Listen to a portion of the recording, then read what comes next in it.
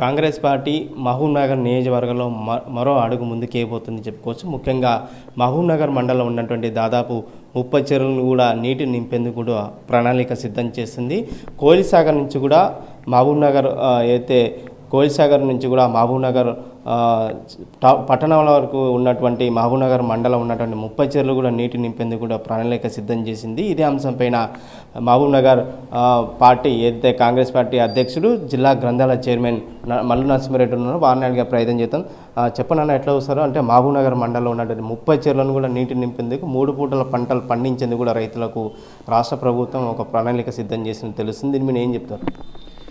దీన్ని మొట్టమొదటిసారిగా 3 నెలల క్రితం మా ఎమ్మెల్యే గారు పోతినపల్లి ఇందిరామ ఇండ్ల సందర్శనకు వచ్చినప్పుడు మా సార్కు చూపించడం జరిగింది. పైప్ లైన్ వాటర్ సప్లై కొరకు గత కాంగ్రెస్ ప్రభుత్వంలో మామనార్ మున్సిపాలిటీకి వాటర్ సప్లై చేసే పైప్ లైన్ చూపించిన అక్కడ నేను కోటకద్ర రైల్వే గేట్ దాటేటప్పుడు సైట్లో కోయిల్సార్కి వెళ్ళి వస్తాయి ఇవి.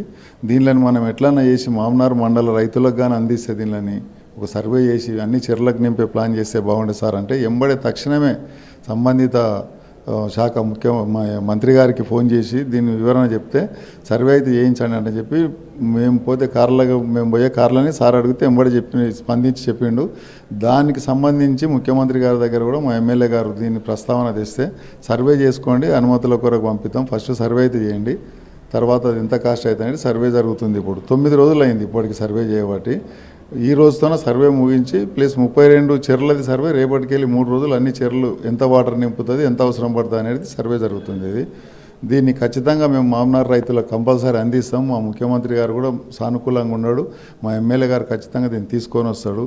ఇప్పటికైనా కూడా మన మామనార్ల చెప్పకుండానే పని చేసుకొచ్చినటువంటి ఎమ్మెల్యే ఉన్నాడు.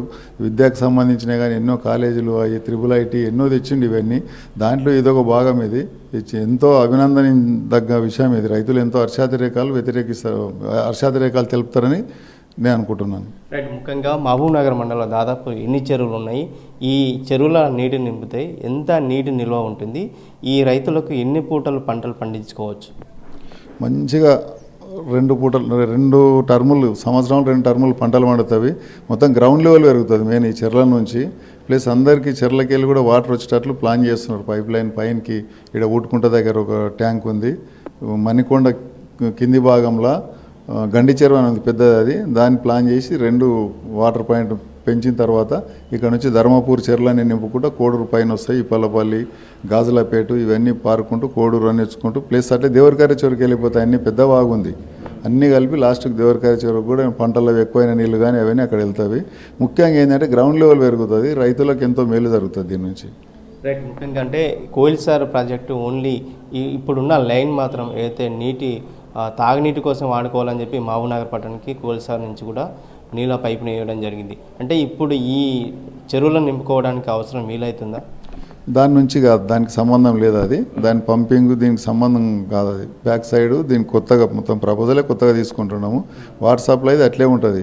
మిషన్ భగీరథ వాటర్ ఏదైతే మన్నెంకొండకి వెళ్ళి సప్లై అవుతుందో అది ఏమైనా ప్రాబ్లం వస్తే కోయిల్సార్ నుంచి మామనార్కు సప్లై చేయడానికి ఈ పైప్ లైన్ ఇదేం డిస్టర్బ్ చేయరు, ఇది ఇట్లే ఉంటుంది. బహుశా ఎంత ఖర్చు అవుతుంది అనుకుంటారు? నాకు తెలిసి కావచ్చు 20 కోట్లు 30 కోట్లు అని అంచనా వస్తుంది. 3-4 రోజుల్లో ఎస్టిమేట్ వస్తుంది.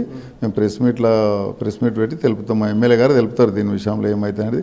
అనుమతులు వచ్చినాక తెలపాలి అని అనుకుంటున్నాం. ఎందుకంటే ఇది ఆర్థిక అనుమతులు రావాలి, ఇవన్నీ ఉన్నాయి కదా, కంపల్సరీ కూడా ఇస్తామని చెప్పి సానుకూలం ఉంటేనే సర్వే చేయడం జరుగుతున్నది. రైట్. ముఖ్యంగా 2023 ఎన్నికల్లో కూడా ఇప్పుడున్న స్థానిక MLA N N Srinivasa Reddy phone tapping కూడా జరిగిందని చెప్పి ఫిర్యాదు చేశారు. ఈ నేపథ్యంలో రేపు 10 తారీఖు కూడా ఎమ్మెల్యే ఎన్ఎన్ శ్రీనివాసరెడ్డి అయితే ఫోన్ ట్యాపింగ్ కేసులో కూడా ఫిర్యాదు చేశారు. దీన్ని స్టేట్మెంట్ రికార్డ్ కోసం పంపడం ఆయన రేపు హాజరు కావాలి. దీని మీద ఏం చెప్తాను? ఫోన్ ట్యాపింగ్ జరగడం తెలంగాణ మొత్తంలో ఇది ఒక భయంకరమైన విషయం. ఇది అందరికి తెలిసిన విషయం. ఇది ఒక ఘోరమైన పరిస్థితి. ఎటువంటి వాళ్ళు కూడా వాట్సాప్ కాల్లో మాట్లాడడం, చిన్న ఊర్లో సామాన్య రైతు కానుంచి కలెక్టర్ వరకు కూడా వాట్సాప్ కాల్లో మాట్లాడి అది అందరికి తెలిసిన విషయం, ప్రజానీకానికి అందరికీ. దాంట్లో భాగంగా ఎన్ఎం శ్రీనివాసరెడ్డి గారు కాంగ్రెస్ పార్టీ అభ్యర్థిగా ప్రకటించిన తర్వాత ఆయన ఫోన్ కూడా ట్యాప్కి గురైందంటని చెప్పి కంప్లైంట్ చేయడం జరిగింది. దాని వివరణ రేపు సిట్లో ఇస్తున్నాడు సార్. రైట్. ముఖ్యంగా మీరు గతంలో బీఆర్ఎస్ ప్రభుత్వంలో కూడా మీరు మీ బిడ్డ కూడా సర్పంచ్గా చలామణి అయింది. దాని మధ్యలో మీరు కాంగ్రెస్ నుంచి బీఆర్ఎస్ పోయిన తర్వాత మీ ఫోన్ ట్యాపింగ్ కూడా జరిగిందని చెప్పి ఈ మధ్యలో సోషల్ మీడియాలో వైరల్ అవుతుంది. దీన్ని ఏం చెప్తారు? మా ఫోన్ ట్యాపింగ్ జరిగిన మాట వాస్తవమే. ఇది జైపాల్ రెడ్డి గారు తెలంగాణ తేవడానికి ముఖ్య కారణం జైపాల్ రెడ్డి. తెలంగాణ కొరకు మనకు ఎంతో ఆశలు పెట్టుకున్నటువంటి తెలంగాణ తేవడానికి ముఖ్య కారణమైన జైపాల్ రెడ్డి గారు అటువంటి ఫోన్ ట్యాపే చేసినారు వీళ్ళు. మా అటువంటి వాళ్ళది ఎందుకు చేసినారంటే ఇదే జైపాల్ రెడ్డి గారు మీరు ఇంత ఉన్నతమైన కుటుంబంలో ఉండరు, ఎప్పటికెళ్ళో కాంగ్రెస్ సీనియరు, మీరు ఎందుకు వాళ్ళు ఎంబడి వెళ్ళినారంటని చెప్పిన టైంలో ఆయన ఫోన్ ట్యాప్ అవుతున్నారు సీఎం ఆఫీస్లో. ఆ దాంట్లో భాగంగా నరసింహారెడ్డి ఎవరో చూడండి అని చెప్తే నా ఫోన్ ట్యాప్ చేసిండ్రు. ఈడ నా ఫోన్ ట్యాప్ చేస్తే వీళ్ళకి నచ్చలేదు, వీళ్ళకి ఎంబడి వీళ్ళని వ్యతిరేకించి పక్కకు రావడం జరిగింది. అది ఘోరమైన అవమానంగా భావించినాం మేము. ఎన్నో బాధలు పడ్డాం. ఇంత ఘోరంగా ఉంటుంది పొలిటికల్ అనేది కూడా. దీనిపైన చర్యలు తీసుకోవాలి గవర్నమెంట్ కానీ ఎవరు కానీ. ఖచ్చితంగా ఇడవదు ఇటువంటి ఫోన్ ట్యాప్ చేసిన వాళ్ళని. ఇది సహించదగ్గ విషయం కాదు ఇది. రైట్. ముఖ్యంగా అంటే మీరు జైపాల్ రెడ్డి మాట్లాడుతున్న విషయాలు కూడా ఫోన్ ట్యాపింగ్ అయింది అంటున్నారు.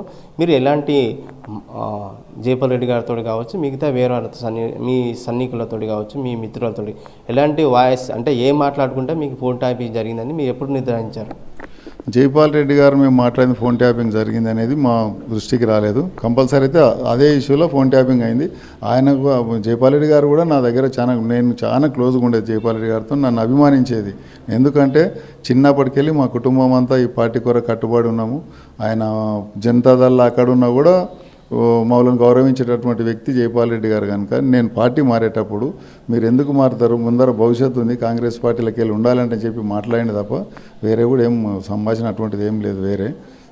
దాని తర్వాత నా ఫోన్ ట్యాపింగ్ కూడా వాళ్ళకి డౌట్ వచ్చేసిండ్రు అనవసరంగా. వారం రోజులు కూడా నేను పార్టీలో వాళ్ళు ఎంబడి ఉండి నమ్మిపోయినందుకు వారం రోజుల్లోనే ఫోన్ ట్యాపింగ్ చేసి అనవసరమైన వాళ్ళ నా పర్సనల్గా ఏమైనా ఉంటే వాళ్ళతోనో వీళ్ళతోనో మాట్లాడి వినిపించుకుంటా. నాకు అదే టైంలో ఒక లక్ష్మీకాంత్ అని ఉంటాడు, ఆయన ఫోన్ చేసిండు. ఆయన ఇక ఒకరొకరు రకరకాలు మాట్లాడుకుంటారు. ఇది వినడం గలీజ్ అన్నట్లు. ఎందుకంటే ఇప్పుడు ప్రస్తుతం ఉన్న ఎమ్మెల్యేలు ఎంతోమంది ఉన్నారు. వాళ్ళని ఎవరు తిడతలేకుంటారా? వాళ్ళు ఇట్లే వింటారా? వింటే బాగుంటుందా? రాజకీయ నాయకులు లక్షణం కాదు. అసలు ఇటువంటి దుర్మార్గమైన నాయకులు ఆదరించాల్సిన అవసరమే లేదు. పబ్లిక్ వీళ్ళందరినీ తిరస్కరించాలి. ముఖ్యం గవర్నమెంట్ వీళ్ళకు చర్య తీసుకుంటుందో లేదో తెలియదు కానీ రేపు ఎమ్మెల్యేలుగా కానీ ఎంపీలుగా కానీ దేంట్లో వచ్చినా కూడా వీళ్ళని పబ్లిక్ దగ్గరికి రాని దుర్మార్గమైన చర్య ఇది. Thank you. రైట్. ఉత్తమైన కూడా మహబూబ్ నగర్ మండల్కి సంబంధించిన ఏదైతే 30 చెరువులు ఉన్నాయో మహబూబ్ నగర్ మండలంలో ఉన్నటువంటి రైతులకు ఖచ్చితంగా నీటి అందించేందుకు కూడా రాష్ట్ర ప్రభుత్వం ప్రణాళిక సిద్ధం చేసింది. కోయిల్సాగర్ నుంచి కూడా మహబూబ్ నగర్ మండలంలో ఉన్నటువంటి దాదాపు 30 చెరువులు కానీ మెయిన్ పెద్ద చెరువులకు నీటి నింపేందుకు 2 పూటల పంటలు పండించేందుకు కూడా ఇక్కడ స్థానిక ఎమ్మెల్యే ప్రణాళిక సిద్ధం చేసేది. ఇదే అంశంపైన కూడా ఈ అయితే నీటిని పంపిణీ కార్యక్రమానికి కూడా సీఎం తరాల్లో పర్మిషన్ తీసుకొని ఖచ్చితంగా రేపు అయితే ఈ మహబూబ్ నగర్ మండలంలో ఉన్నటువంటి రైతులకు నీటి అందించేందుకు కూడా ప్రణాళిక సిద్ధం చేస్తున్నారు. అలాగే ఫోన్ ట్యాపింగ్ విషయంలో కూడా గత ప్రభుత్వంలో చేసిన ఫోన్ ట్యాపింగ్ని ఖచ్చితంగా ఫోన్ ట్యాపింగ్ పాల్పడిన వారిని ఖచ్చితంగా శిక్షించాలా, వారిని వెంటనే అరెస్ట్ చేయాలని చెప్పి తెలియజేసిన పరిస్థితి కనిపిస్తుంది. వీడియో జర్నలిస్ట్ నర్సింగ్ రెడ్డితో రామకొండ టీ మహబూబ్ నగర్. తెలుగులో ఫాస్టెస్ట్ న్యూస్ ఇప్పుడు కొత్త అవతారంలో 5 సెకండ్లోనే పూర్తి వార్తా సమాచారం మీ చేతిలో. సోషల్ మీడియా ట్రెండ్స్ మీ కళ్ళ ముందుకే live TV and voice search ఆప్షన్స్తో ఇప్పుడే డౌన్లోడ్ చేయండి. యాప్ లింక్ డిస్క్రిప్షన్లో ఉంది.